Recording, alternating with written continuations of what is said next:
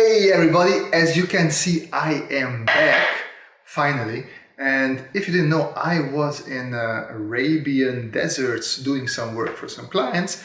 Maybe let's have a quick walkthrough of what I did there. And this was the first time that I ever went to the desert, and boy oh boy is it gorgeous. I didn't know what to expect from it. I thought it would be just dunes, but as you can see from the pictures and the videos, it was really gorgeous, gorgeous, gorgeous. We also went to quite a couple of older ruined places where you could see remnants of old civilization and that really interesting elephant rock. After that, we went to Dubai to check out mostly the World Expo, but we also took a look at the big buildings, which were not so interesting, especially because you had to drive everywhere. So I decided to go for a place where we can walk to Old Town with the nice old remnant buildings, and that was really fun. After which we went straight to the World Expo, actually several times, not just once, and it is fantastic. If you have the opportunity, I really recommend you go down there. You have all the fantastic pavilions. At night, you have all sorts of interesting dance shows, light shows, and all these projections that you can see, which actually blow your mind what they can do there. And they even had a couple of concerts that I felt like a young person again, of course, safely socially distancing. And I thought, let's also give you a short teaser of what I actually do for work. Let's do some skyscrapers and buildings, since I also just came back from Dubai. Some tiny icon sort of skyscrapers. How do I draw them? Let's see that. As some of you know, I mostly do visualizations for companies. I help them out with their strategies and whatnot. And for that, I often use buildings like these that you can see to represent these companies or the headquarters or the businesses. And it's really fast and easy to draw these with just a little tricks, and you don't really have to be that good at perspective. Let's take a look. Let's just do a quick recap on perspective. We have our horizon line, we have one vanishing point, and we have another vanishing point. And let me construct a box that we look down on.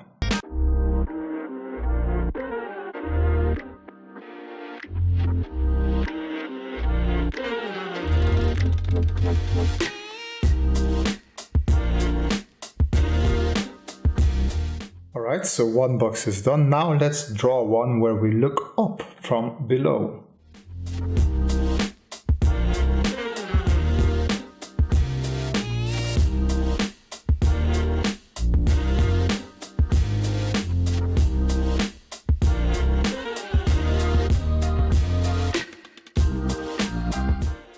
So these are the two simplest things. Whenever we look down, you can see the top of the box. Whenever we look up, you can see the bottom of the box. Now, with buildings, usually they come down and they touch our horizon line. So let me draw a new one with a new horizon line.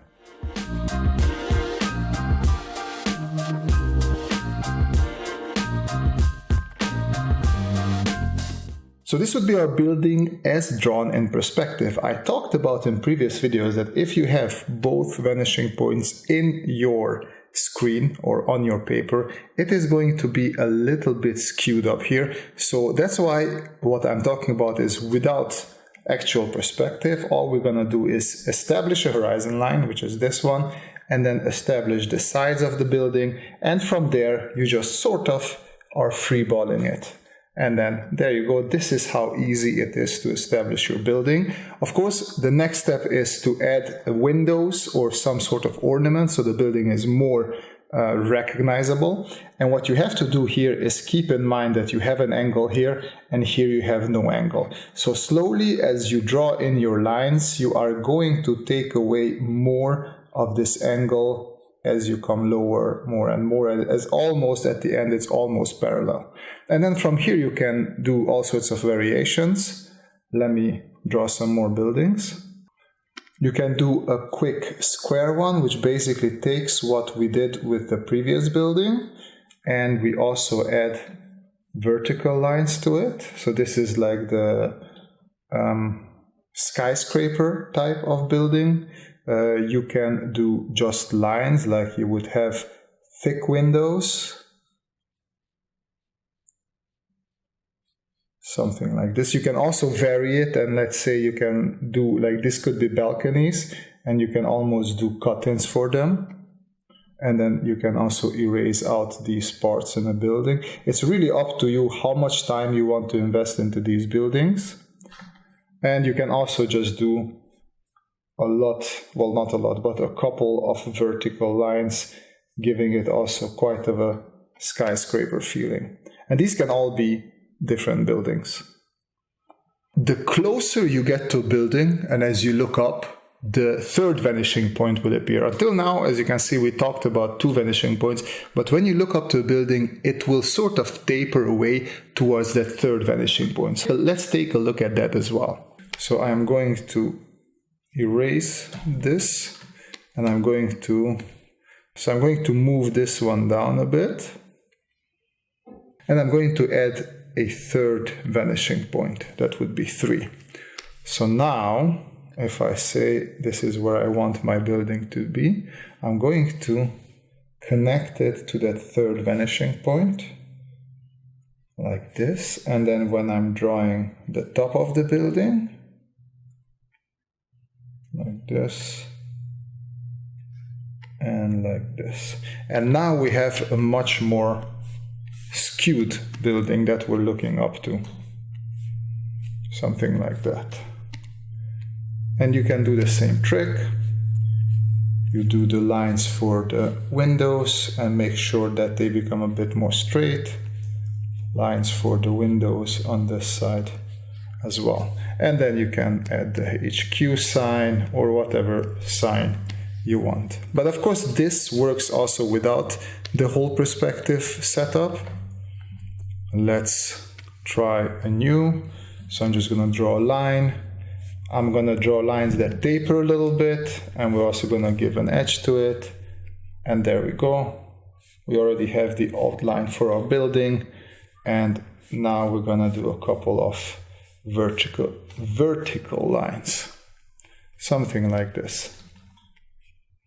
Just as before, you can vary it, you can bring in more detail, but usually these drawings are there to have less detail, right? Because you're very quickly trying to convey a message. And then you can also combine this with more buildings. So you can say, I'm going to add a building next to it. And then what you have to do is sort of follow this angle, right?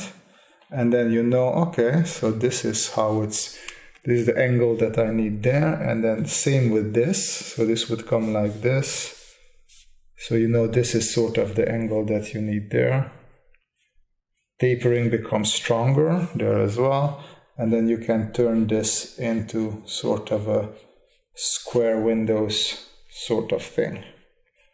There we go.